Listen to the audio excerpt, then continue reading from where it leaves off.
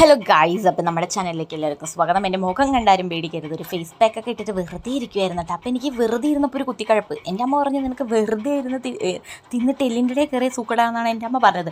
കാരണം ലാസ്റ്റ് നോക്കിയപ്പോൾ എനിക്കും അതുപോലെ തോന്നി. കാരണം ഞാൻ നേരത്തെ കാണിച്ചു തന്ന സാധനം എന്താ വെച്ചാൽ അവക്കാഡോൻ്റെ ചെടിയാണ് കേട്ടോ. എൻ്റെ അമ്മ കണ്ണേ കരളേന്നും പറഞ്ഞ് അതിനിട്ട് മുളപ്പിച്ചെടുത്ത ചെടീനെ ഞാനിപ്പോൾ കൊണ്ടുപോയി കുത്താൻ വേണ്ടി പോവാണ്. വേറൊരു സ്ഥലത്തിലേക്ക് പോവാൻ റീപ്ലാന്റ് ചെയ്യാൻ വേണ്ടി പോവാം കേട്ടോ.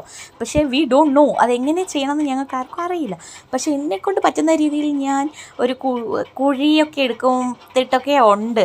എന്നിട്ട് അതിൻ്റെ ഉള്ളിൽ കരിയിലൊക്കെ നിറച്ച് കൊടുത്തിട്ടുണ്ട്. ആക്ച്വലി ഇതിങ്ങനെയൊക്കെയാണോ അത് പ്ലാന്റ് നടുക എന്നൊന്നും ഞങ്ങൾക്ക് ആർക്കും ആക്ച്വലി അറിയില്ല കേട്ടോ. പിന്നെ നല്ല ചന്തമായി നല്ല കരുത്തോളം നിൽക്കുന്ന ആ അവക്കാഡോ പ്ലാന്റിനെ എനിക്ക് എൻ്റെ കഴപ്പ് കാരണം അത് പറയണം. അത് നമ്മൾ പറയുമ്പോൾ അത് ഫുള്ളായി പറയണമല്ലോ ഗൈസ്.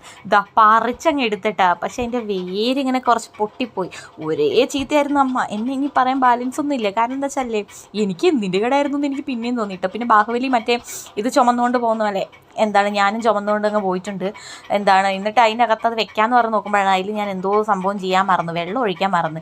പിന്നെ ഞാൻ രണ്ടാമത് പോയി കുറച്ച് വെള്ളമൊക്കെ ഒഴിച്ച് ഞാനിത് വാടിപ്പോയാലോ, നാളെ ആകുമ്പോഴത്തേന് ഇത് വാടിപ്പോകുമെന്നാണ് എൻ്റെ അമ്മ പറഞ്ഞത്. കാരണം അത്ര വെയിലാണ്. എൻ്റെ അമ്മ പറഞ്ഞതെന്ന് വെച്ചാൽ മഴക്കാലത്ത് ഞാനെടുത്ത് മാറ്റാമെന്ന് പറഞ്ഞ് നിൽക്കുമ്പോൾ അവൾ വെറുതെ അവളെ കിടന്ന് നട്ടപ്രാന്ത് എടുത്തിട്ട് ഇങ്ങനെ ചെയ്തു എന്നൊക്കെയാണ് എന്നെ അഭിസംബോധന ചെയ്തത് കേട്ടോ. കൂടുതലൊന്നും ഞാൻ പറയുന്നില്ല. വെറുതെ എന്തിനാണ് ആവശ്യമില്ലാത്തത് നിങ്ങളെയും കൂടെ കേൾപ്പിക്കുന്നത് എന്നും പറഞ്ഞ് ഞാൻ വെള്ളമൊക്കെ ഒഴിച്ചു കൊടുത്തു. തലവഴി ഒഴിച്ചപ്പോൾ അനിയത്തി പറഞ്ഞു, നിനക്ക് ഭ്രാന്താണ്, ഇങ്ങനെയാണ് വെള്ളം ഒഴിച്ചു കൊടുക്കാമെന്ന് പറഞ്ഞ് അവൾ എന്നെ തെറി വിളിച്ചു. അപ്പോൾ ഇതിൻ്റെ ബാക്കി അപ്ഡേറ്റ് വഴിയേ